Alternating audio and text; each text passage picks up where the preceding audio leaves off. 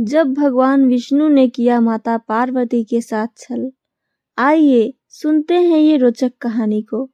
पूरी कहानी को सुनने से पहले चैनल को सब्सक्राइब और वीडियो को लाइक करना ना भूलें। अब आइए सुनते हैं। यह कथा भगवान विष्णु और माता पार्वती के बीच हुई एक रोचक घटना पर आधारित है, जो भारतीय पौराणिक कथाओं में उल्लेखित है। यह कहानी न केवल भगवान विष्णु के कौशल और चतुराई को दर्शाती है, बल्कि इसमें भगवान शिव और माता पार्वती के आपसी प्रेम और स्नेह की झलक भी देखने को मिलती है।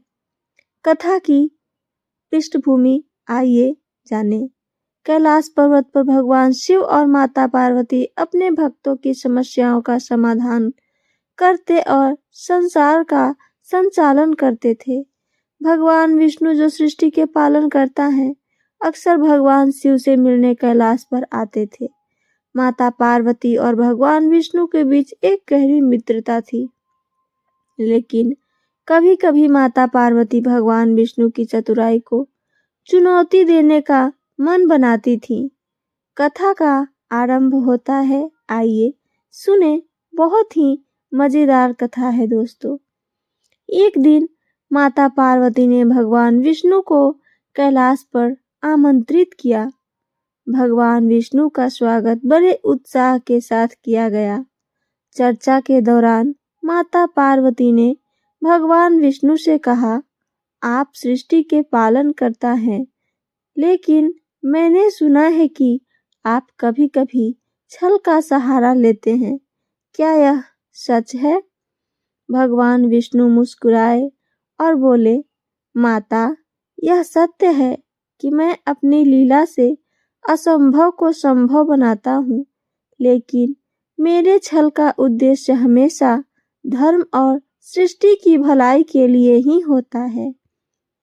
माता पार्वती ने चुनौतीपूर्ण स्वर में कहा, तो क्या आप मुझ पर भी छल कर सकते हैं?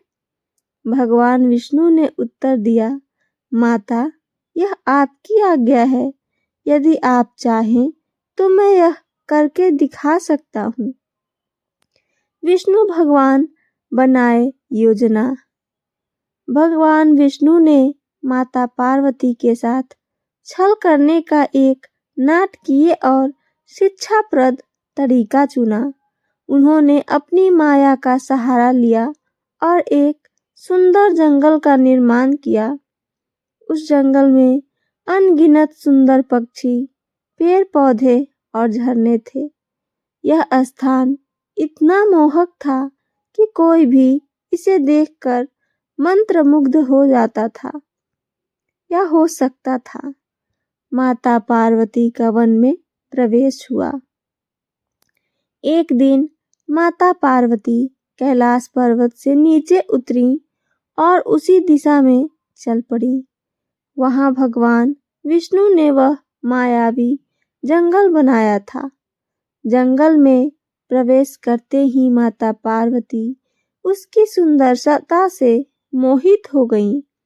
उन्हें ऐसा प्रतीत हुआ जैसे यह स्थान स्वर्ग से भी अधिक रमणीय है, अधिक सुंदर है। जंगल के अंदर उन्होंने एक हिरण को देखा। वह हिरण स्वर्णिम आभा से चमक रहा था और अत्यधिक सुंदर था। माता पार्वती उस हिरण को देखकर उसे पकड़ने के लिए उत्सुक हो गईं।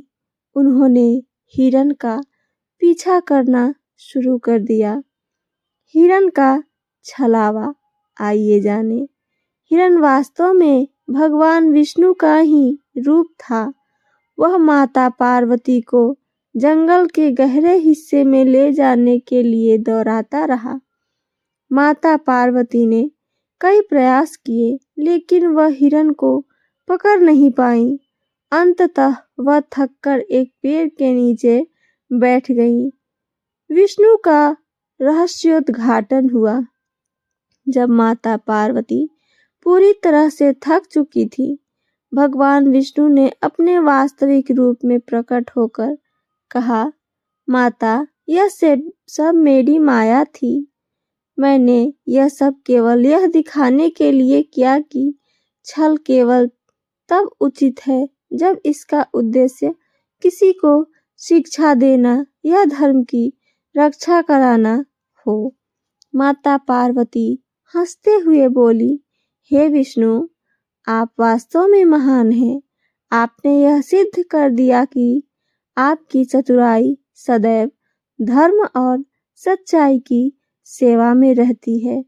इस कथा से हमें क्या संदेश मिलती है, आइए जानें। इस कथा से हमें यह शिक्षा मिलती है कि बुद्धिमत्ता और चतुराई का उपयोग तभी करना चाहिए जब उसका उद्देश्य सकारात्मक और धर्म संगत हो।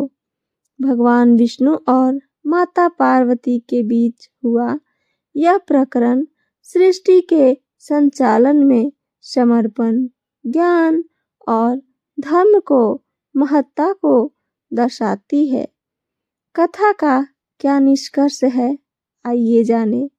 भगवान विष्णु, माता पार्वती और भगवान शिव ने मिलकर यह संदेश दिया कि भले ही कोई कितना भी चतुर क्यों न हो, प्रेम और सत्य की परीक्षा सदैव कठिन होती है, लेकिन जो इसे समझता है और निभाता है वही सच्चा विजेता होता है। कथा से संदेश हमें यह मिलती है कि